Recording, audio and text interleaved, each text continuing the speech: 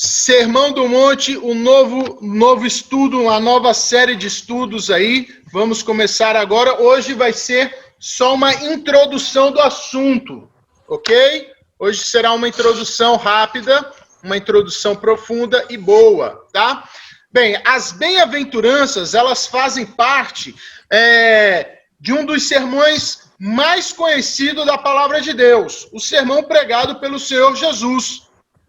E aí vem uma pergunta básica: por que estudar as bem-aventuranças?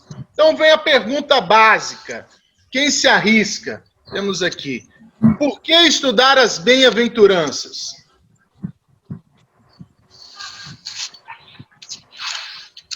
Pode responder, Santa.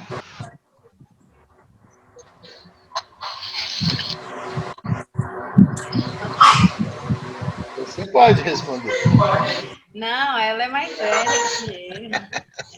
E é legal que a gente vai tentar o quê? Decorar também as bem-aventuranças. Assim como conseguimos decorar os 10 mandamentos, vamos tentar decorar toda a bem-aventurança ali dita por Jesus, ok? Então, por que estudar as bem-aventuranças ou Sermão do Monte? Bem, nós, como já foi dito aqui, terminamos de estudar os 10 mandamentos. Acredito que, veja, os mandamentos, eles prepararam o caminho para as bem-aventuranças. Os dois estão ligados. Uma coisa está ligada à outra, pois tem tudo a ver um com o outro. E ambos partem do trono celeste de Cristo. Enquanto os 10 mandamentos falavam como eu devia agir e fazer, as bem-aventuranças vão falar como é aquele que age. Ou seja, ele vai falar sobre o meu caráter, aquele que pratica os 10 mandamentos. Da onde vem os 10 mandamentos? Daquele que é alguma coisa, que é cristão. Então vamos lidar aqui com o caráter cristão. Por isso que os 10 mandamentos têm tudo a ver com isso aqui, as bem-aventuranças e, num contexto maior, o Sermão do Monte. Tem tudo a ver, está tudo ligadinho. E para lidarmos com isso, a lei será convocada muitas vezes para nos auxiliar nesse entendimento aqui. Veja, algumas perguntas, e eu vou mostrar aqui para vocês. Olha só como é interessante o que vamos abordar durante as nossas reuniões de quarta-feiras. Olha, a disciplina eclesiástica, ou seja, a disciplina, alguém pecou publicamente e então ele é levado à disciplina. É importante esse assunto? Vocês já viram alguém sendo disciplinado em suas igrejas? Outra pergunta. Como devemos orar? Como podemos ficar livres da ansiedade em um mundo ansioso? O que há de tão errado com o espírito crítico, aquele que só critica? Por que precisamos ter discernimento espiritual? É possível que pessoas exerçam dons espirituais? Vejam, essa questão vai ser muito legal quando tratarmos. É possível que pessoas exerçam dons espirituais, mas ainda assim não sejam verdadeiros cristãos? É possível você ter dom e não ser cristão? Vamos tratar disso aí. E todas essas perguntas, Jesus responde cada uma delas. Ou seja, cada questãozinha dessa aí vem do Sermão do Monte. Aqui estão algumas perguntas principais e importantes que mostram a importância do Sermão do Monte. Ok? Todo mundo comigo até aqui? Pessoal do Zap? Sim. Ok. Ok. Vamos lá. Aonde é que está o Sermão do Monte? Alguém saberia me dizer? Camila disse no Novo Testamento, mas aonde, dona Cleide? Lucas e Mateus. Mateus, agora cadê o capítulo? Meu pai disse Lucas e Mateus, dona Cleide disse... Lucas e Mateus. Lucas e Mateus, dona Cleide disse Mateus, e assim, de forma profunda, explícita, tintim por tintim, todo o sermão está ali em Mateus. Ali está ele expresso detalhadamente. Ok? Então vamos abrir aí Mateus capítulo 4. Mateus capítulo 4, versículo 23, 24, 25, capítulo 5, versículo 1 e 2. Tá bom? Pessoal do Zap, se quiser, eu vou transmitir para vocês, porque o pessoal do Zoom, eles vão assistir já pelo computador. Ó, ou pelo celular. Vamos lá. Diz assim, vamos ler todos juntos, aqueles que conseguirem. Então, Mateus 4, você que tem a Bíblia, quiser acompanhar com a sua Bíblia, Mateus 4, versículo 23, 24, 25, capítulo 5, 1 e 2. Vamos lá. Percorria Jesus toda a Galileia, ensinando nas sinagogas, pregando o evangelho do reino e curando toda sorte de doenças e enfermidade entre o povo. E a sua fama correu por toda a Síria. Trouxeram-lhe então todos os doentes, acometidos de várias enfermidades e tormentos, endemoniados, lunáticos e paralíticos, e ele os curou. E da Galileia, Decápolis, Jerusalém, Judeia e da além do Jordão, numerosas multidões o seguiam. Vendo Jesus as multidões, subiu ao monte. E, como se assentasse, aproximaram-se os seus discípulos. E ele passou a ensiná-los, dizendo... Bem, assim começa então a nova série. Assim começamos a nova série. Ok. Alguns perguntam, será que Jesus pregou? Aqui é um dos sermões de Jesus. Jesus era um pregador nato. Aqui Jesus pregou. Bem, veja, não há como falar das bem-aventuranças e excluir o seu contexto maior. Ou seja, as bem-aventuranças, ele é um tópico do sermão de Jesus, que é ali o Sermão do Monte. Onde estão, então, as bem-aventuranças registradas no Sermão do Monte? Bem, o que é o Sermão do Monte? O que é o Sermão do Monte? No Sermão do Monte está contidos ensinamentos de Jesus. É a pregação de Cristo. Mas vejam, nem o próprio Cristo e nem Mateus chamam as bem-aventuranças ou os 3 capítulos de Sermão do Monte. Vocês sabiam disso? Esse nome, Sermão do Monte, não foi Jesus que deu. Vocês sabiam? Não.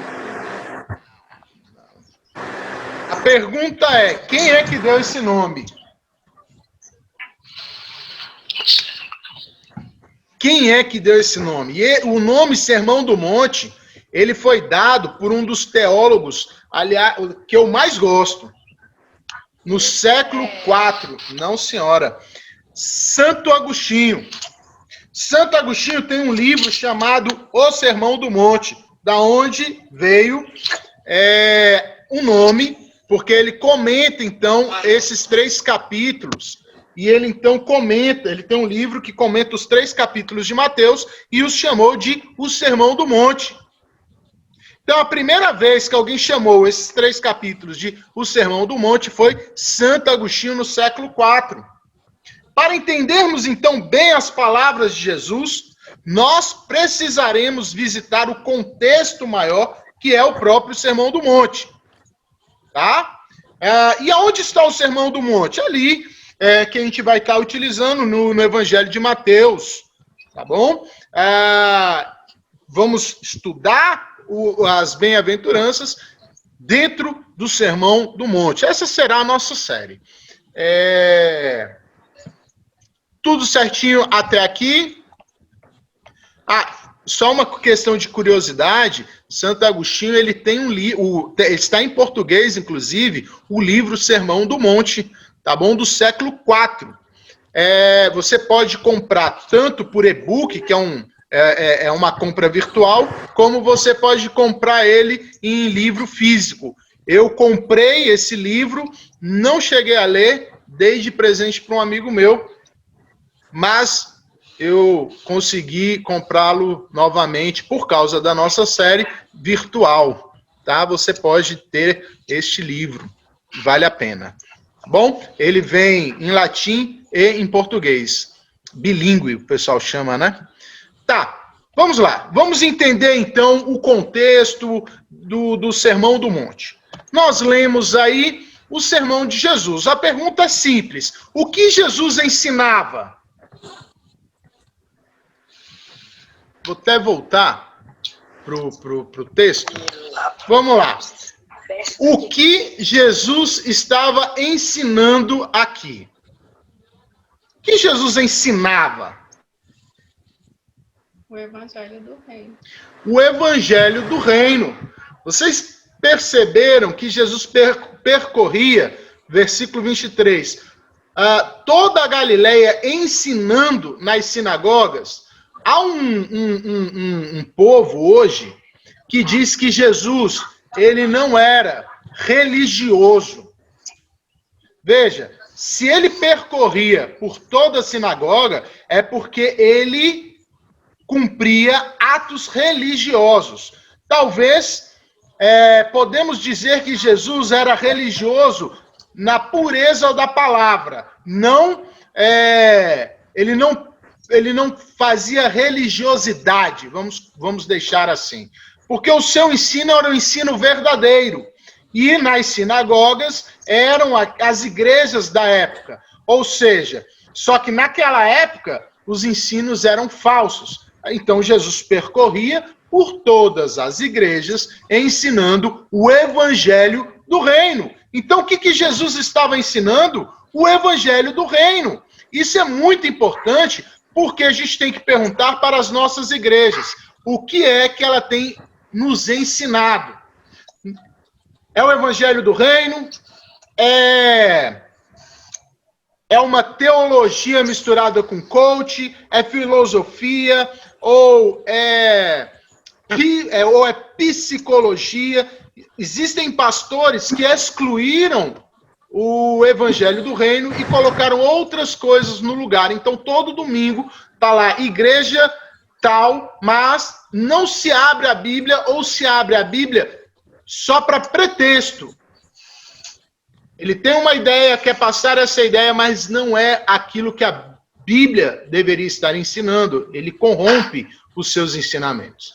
Então, aqui nós temos o quê? Jesus percorrendo por toda a Galileia, até além do Jordão, para ensinar o Evangelho do Reino. Ok? Vamos lá. Então, o que Jesus ensinava? Olha lá, ele percorria, Jesus, por toda a Galileia, ensinando nas sinagogas, pregando o Evangelho do Reino. O que Jesus, então, estava ensinando? Veja, nesse versículo 23, temos duas palavras, ensinando nas sinagogas, pregando o Evangelho. O que eu quero dizer para vocês é o seguinte, olha só, toda pregação é um ensino. Toda pregação é ensino. Veja, o versículo 23 está nos mostrando isso. Jesus ia por toda a sinagoga pregando. Não existe culto de ensino. Sabe, existem pessoas que falam assim, quarta-feira vai lá na minha igreja porque é culto de ensino. Ou culto de doutrina. Perceba, se quarta-feira é culto de ensino ou de doutrina, o que acontece domingo? Não tem culto. Todo culto, ele é culto onde se prega o ensino do reino. Todo culto. Não existe culto de doutrina, a gente não classifica um culto, porque toda pregação tem que ensinar. E ensinar o reino, é isso que Jesus estava fazendo. Ele percorria para ensinar o verdadeiro evangelho, quando as sinagogas não ensinavam o evangelho do reino. E vamos entender que as pessoas ficaram, então, um tanto perplexas com o conteúdo de Jesus. Então, guardem isso no coração de vocês. Culto de ensino são todos os cultos. Falou em cultuar, tem que haver, por excelência, o ensino da palavra de Deus. Não pode ser culto de louvor. Isso não existe. Se é culto, tem que ter a pregação do ensino do evangelho.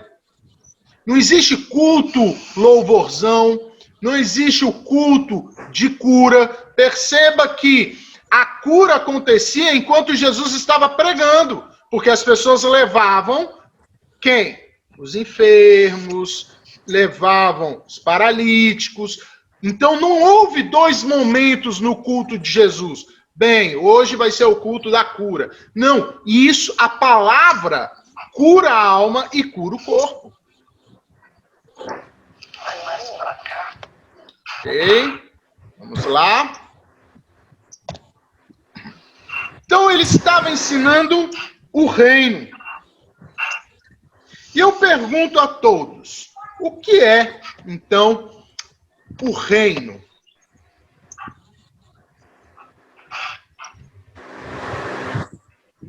O que é o reino? Para Jesus estar ensinando. Perceba que o conteúdo de Cristo era tão urgente que antes, Jesus estava acelerando, inclusive, o conteúdo da mensagem. Veja, ele diz, arrependei-vos porque o reino dos céus está próximo. Veja que no versículo 17, Jesus já estava assim, preocupado e acelerando, então, o quê? O conteúdo do reino. Então a mensagem de Jesus é: arrependei-vos, porque o reino está próximo. Em suma, a mensagem do Sermão do Monte é isso. É o que significa arrepender-se. Ou seja, Jesus está nos dizendo o que é arrepender e o que é pertencer ao reino de Deus. O sermão é a descrição do estilo de vida daqueles que pertencem ao reino. Então a gente está vendo agora a pregação de Jesus, onde ele está nos dizendo o que é fazer parte do reino de Deus. Porque muitas pessoas acreditam em algo apenas futurístico. O reino de Deus é lá no céu, a gente não vive o agora. Quando Jesus aparece dizendo, ele está dizendo que o reino é o agora. Ou vivemos o reino dos céus, ou não vivemos. Por isso que a urgência do Mateus 4,17, arrependei-vos, porque está próximo o reino dos céus. Façam isso agora. Então veja, em resumo, a mensagem do Sermão do Monte, né, o que a gente está olhando, isso é o que significa arrepender-se, pertencer ao reino dos céus. O sermão é a descrição do estilo de vida daqueles que pertencem a esse reino. E as bem-aventuranças é o núcleo duro desse estilo de vida. É o coração do estilo de vida que vem desse reino, né? Então, o que é o reino? O reino, veja, é o império ou o reinado de Deus. A manifestação de sua graciosa e soberana vontade. Pertencer ao reino de Deus é, portanto, pertencer ao povo sobre o qual o seu reinado já teve início. Então, o que é o reino? Fazer parte da família de Deus, fazer parte da Nova Jerusalém, fazer parte do povo de Cristo, fazer parte dos filhos de Deus. Em outras palavras, isso é o reino. Reino significa que há um rei. Reino significa que há um rei, não é verdade? Há um reinado. Existem leis. Existe uma ordem.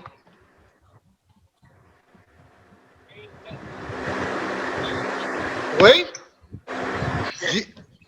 E o rei é Jesus. E o rei é Jesus. Tudo caiu? Caiu. É Jesus. E o rei é Jesus, né? Então veja, como Jesus pode dizer que o reino é chegado? Como Jesus pode dizer isso?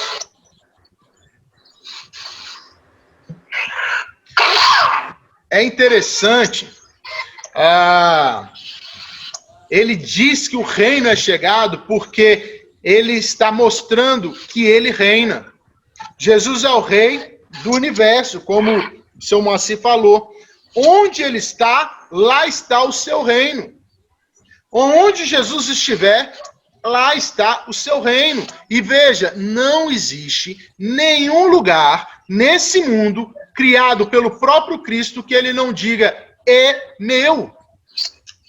Então isso é muito importante porque existem outras ideias que querem colocar Jesus como um ser inferior, disputando com Satanás, às vezes quase perdendo, quando na verdade até Satanás está no reino de Cristo. Até Satanás está lá. E veja, quando Jesus prega sobre o reino, isso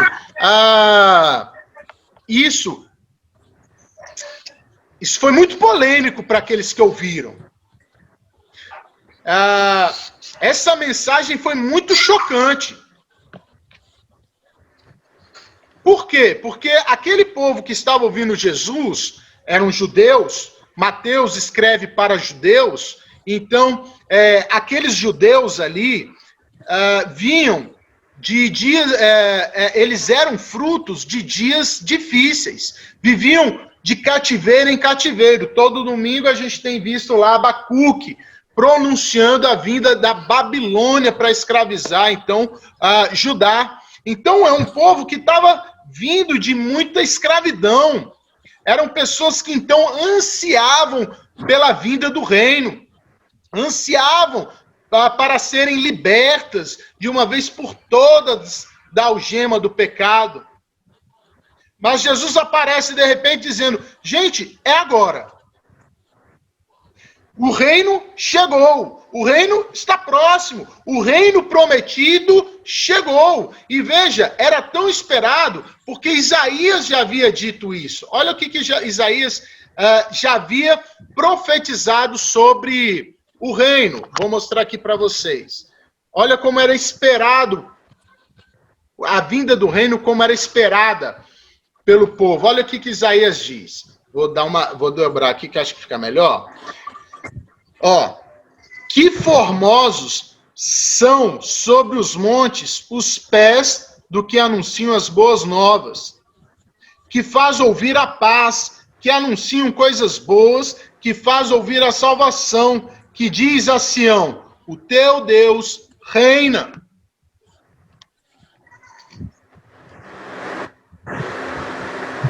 Miqueias vai nos dizer também, Miqueias 4:7, dos que cocheiam, farei a parte restante, e dos que foram arrojados para longe, uma poderosa nação, e o Senhor reinará sobre eles no monte Sião, desde agora e para sempre. Percebam, Jesus está onde? Agora Jesus começa um sermão, e aonde ele está? No monte. Jesus está no monte dizendo, o reino chegou. O Deus que reina está aqui na frente de vocês. Isso explica a urgência do chamado de Cristo para o arrependimento.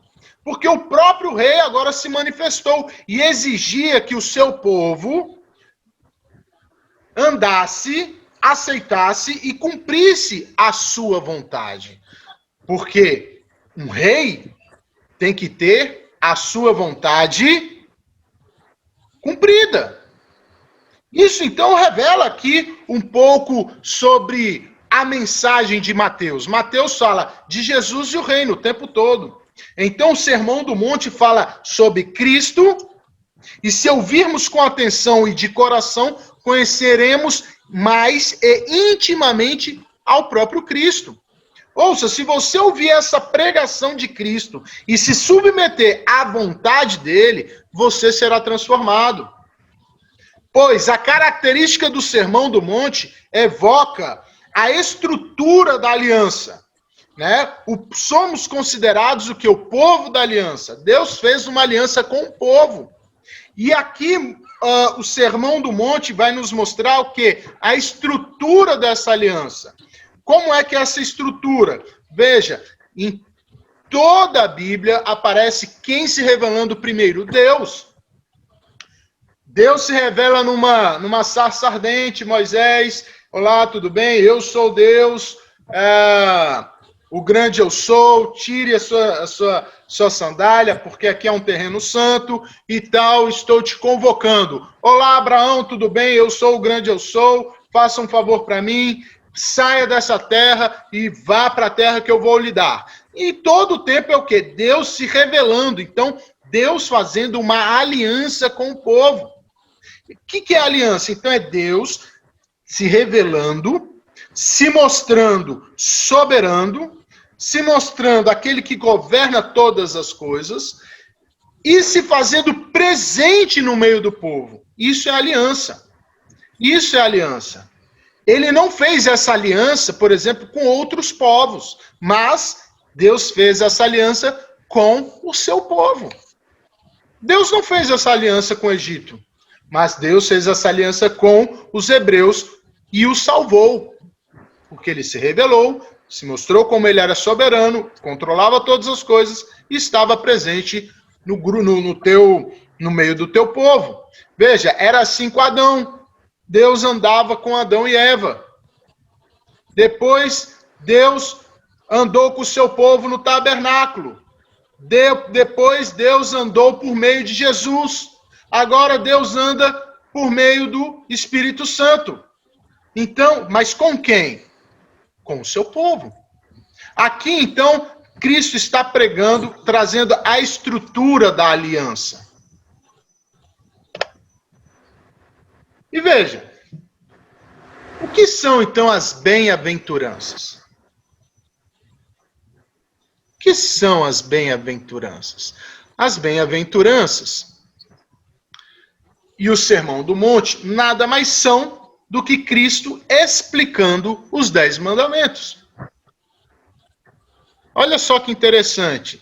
As bem-aventuranças são a explicação de Cristo sobre os 10 mandamentos. Olha só que Mateus 5,17 vai nos dizer sobre isso.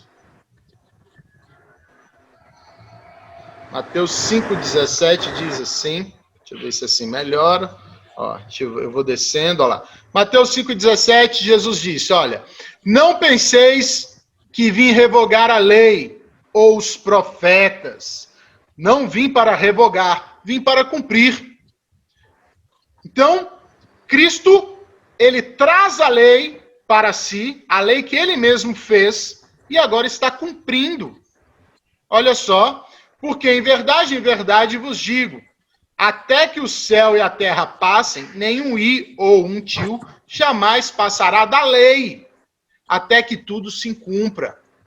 Aquele, pois, que violar um destes mandamentos, posto que dos menores, e assim ensinar aos homens, será considerado mínimo no reino dos céus. Aquele, porém, que os observar e ensinar, esse será considerado grande no reino dos céus. Então, Jesus está dizendo que os 10 mandamentos são importantes, falam sobre ele, e ele agora está cumprindo, porque os 10 mandamentos nada mais são do que o próprio caráter de Cristo.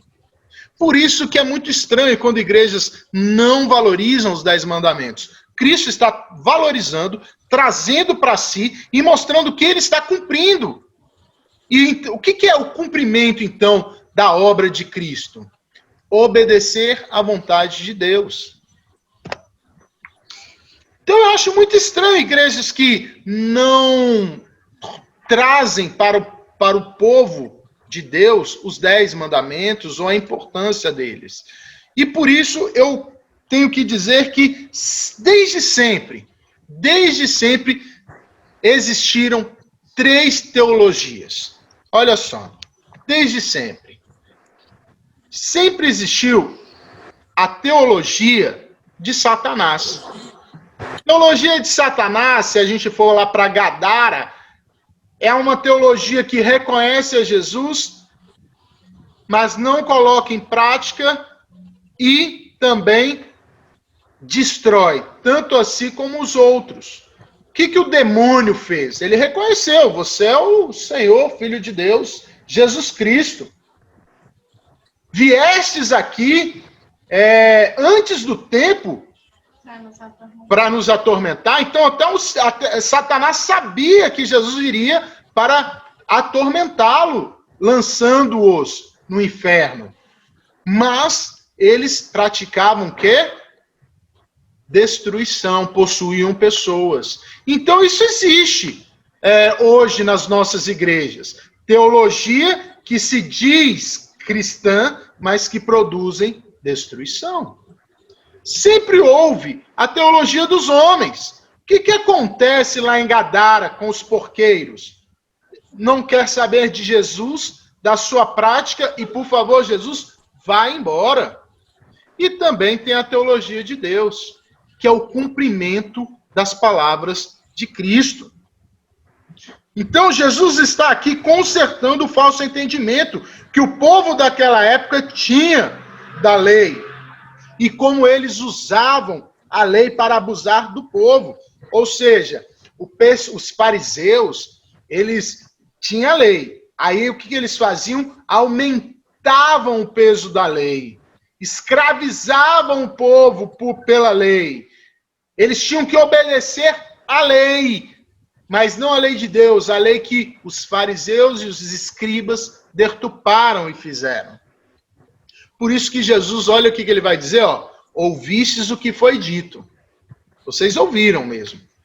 Eu, porém, vos digo. Jesus, então, reinterpreta os 10 mandamentos e, então, nos apresenta ali no Sermão do Monte. Estamos chegando ao final. Deixa eu só mexer aqui. Jesus, então, ele reinterpreta e explica a urgência dos mandamentos, o caráter do cristão, o que é ser cristão e o reino. Ou seja, aquilo que vai acontecer na eternidade, podemos começar a viver ou colocar em prática hoje. Então, Jesus, diante desse sermão glorioso, Jesus nos traz 3 palavras que a gente pode tirar desse sermão como um todo. As 3 palavras são poder, autoridade e presença. As 3 palavras que estruturam a aliança. Por quê? Porque quando Deus se revela, ele se revela dizendo que ele é o Todo-Poderoso, aquele que controla todas as coisas. Então, se ele tem todo o poder, eu que sou do seu povo, o que me resta fazer? Eu que estou dentro da aliança de Deus, se estou diante daquele que diz que tem todo o poder, o que resta para mim? Descansar, confiar. Se ele está dizendo que tem todo o poder, que ele controla todas as coisas, existem momentos difíceis e momentos bons, mas ele controla todas as coisas. Ele criou tanto um como o outro. O que resta de mim? Descansar. Porque eu não tenho todo o poder. Eu não vejo o passado, o presente e o futuro simultaneamente, mas Deus tanto vê como os criou. Então preciso descansar. Esse é Cristo pregando. que mais podemos tirar do Sermão do Monte? A autoridade.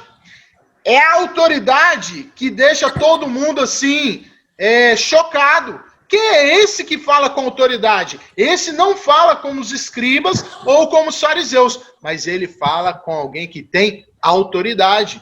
Então o nosso Deus, ele tem autoridade. E o que resta para nós diante da autoridade de Deus? Obedecer. Porque se Deus fala com autoridade, nós que somos os seus servos, precisamos acatar a sua fala e colocar em prática. Então, poder. Deus se revela com o seu poder. Então, temos que descansar. Deus revela com autoridade. Quais são as suas ordens?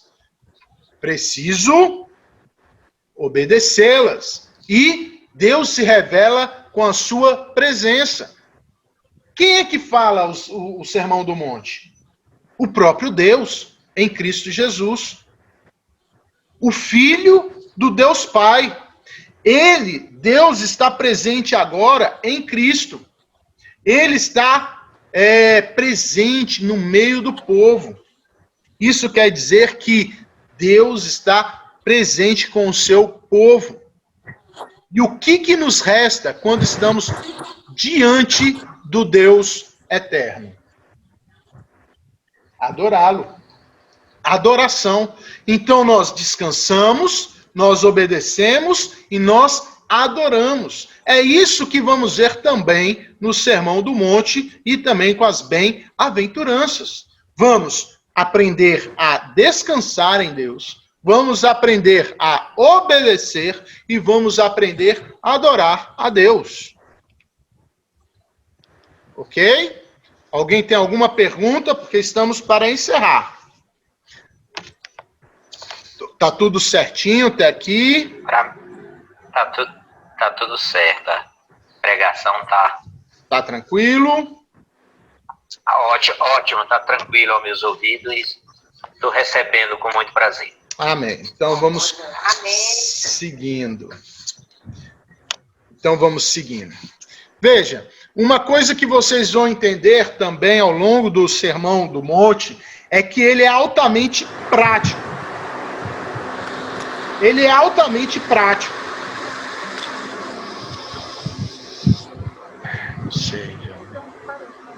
Ele é altamente prático. Não tem como você ouvir o Sermão do Monte e não colocá-lo em prática. Isso não tem como dizer, não, é uma teologia abstrata, é doutrina que eu não estou conseguindo. Não, ouvir o Sermão do Monte, ele é automaticamente prática. É ouvindo e praticando enquanto se está ouvindo. Então isso é muito importante. Veja, viver o Sermão do Monte, sobretudo as bem-aventuranças, significa o quê? Curvar-se à autoridade do Rei, que é Jesus, que está entre nós. Precisamos, então, acatar as suas palavras, adorando o Rei dos Reis, descansando no seu poder supremo. Então, guardem essas 3 palavras: poder, autoridade e presença. Descanso, colocar em prática, obedecer e adoração. Em outras palavras, significa ir até Cristo. Significa ir até Jesus e tomar o quê? O seu jugo. E o seu jugo é leve. É aprender sobre Cristo, é sentar no seu colo, ouvir da sua própria voz aquilo que ele tem a nos dizer. Isso quer dizer que, uma vez submetido ao Rei dos Reis, ao Rei Jesus, nós nos colocamos à disposição dele. Não é assim, igual pegar um carro e levar na lanternagem para dar uma guaribada numa lanterna, numa porta. Não, ouvir o Sermão do Monte, ir até Jesus, significa que Jesus vai nos mover por completo, vai nos fazer outro. Ok? Então, diante do Sermão do Monte, a gente vai retomar os 10 mandamentos. como Jesus retoma também. Vamos ver ele explicando os 10 mandamentos na medida em que ele vai falando. E é interessante porque tudo isso, tanto os 10 mandamentos, como as bem-aventuranças, como a palavra toda de Deus, como vocês acham que o Jesus, o supremo juiz, ele governa o mundo? Com a palavra de Deus. A palavra de Deus é o cetro de ferro com o qual o rei Jesus rege o seu povo. É aqui que Jesus continua, nos dá o seu ensino de vida com a palavra de Deus, com a sua palavra, a Bíblia. Por isso precisamos ler e praticar. Enquanto estamos conhecendo, vamos aplicando a palavra de Deus. E na medida que se conhece a Cristo, é que vamos entendendo como ele agiu. E sabendo como ele agiu, podemos então imitá-lo. Por isso, uma das marcas do cristão é o amor pelo estudo da palavra de Deus. Um estudo em obediência. Uma obediência de que forma? Crescente a tudo aquilo que Cristo nos ensinou por meio da sua palavra. Um exercício que devemos fazer sempre, toda quarta-feira, veja, esse é um exercício que a gente vai colocar em prática. Toda quarta-feira, se essas questões que serão ditas aqui já foram resolvidas na minha vida. Jesus vai falar conosco sobre uma questão, sobre humildade. Será que sou humilde? Será que é uma área que eu preciso me fazer mais humilde? Como eu posso me tornar ainda mais humilde? Se não consegue, ore pedindo ajuda, porque Cristo vai te ajudar. Para que, enquanto você estiver ouvindo a voz de Cristo no Sermão do Monte, você mesmo cresça em sólida obediência a tudo aquilo que Jesus disse. Esse sermão não tem a intenção de gerar em vocês um desespero, né? A gente vai olhar um padrão de Cristo e vamos dizer, nossa, eu estou muito longe disso aí. Não, esse não é o objetivo. O objetivo dele é de relacionamento. O objetivo dele é de esperança, de mostrar, olha, na Nova Jerusalém, é isso aqui que vai acontecer. Se você não começou a despertar isso aqui, por que você quer ir para o céu? Então, Jesus vai falar, então se você quer viver essas boas novas, ande comigo. Então, não é algo para te levar ao desespero, mas é algo para te levar a Cristo. É viver uma vida com Cristo e deixar ser transformado por Ele. Então, o Sermão do Monte visa nos revelar como as nossas vidas serão nas mãos de Deus. Então, você vai olhar cada bem-aventurança e você vai ver, bem, nas mãos de Deus eu posso atingir todas essas categorias. São 9. O sermão é o manifesto de Jesus, descrevendo, então, um estilo de vida régio, um estilo de vida, um novo padrão de conduta ali, um novo padrão de conduta do reino, um reino que nos aguarda. O Sermão do Monte não é sobre algo futuro apenas. Só vai acontecer isso lá. Não, mas é sobre o aqui e agora. Jesus não está nos perguntando se vamos viver uma vida ainda quando quisermos. Jesus estará nos chamando a atenção para viver aqui e agora o caráter de Cristo, sendo como Cristo e agindo como Cristo. Este não é sobre um sermão sobre uma vida perfeita longe de nós, mas sobre a vida do reino em um mundo caído. Lembre-se, não pode esconder uma cidade, não pode colocar um luzeiro embaixo do alqueire, não tem como apagar a luz. Então, Jesus está dizendo, aquele que foi transformado pela minha palavra, esse vai brilhar a luz do reino, mesmo estando no mundo caído. Amém?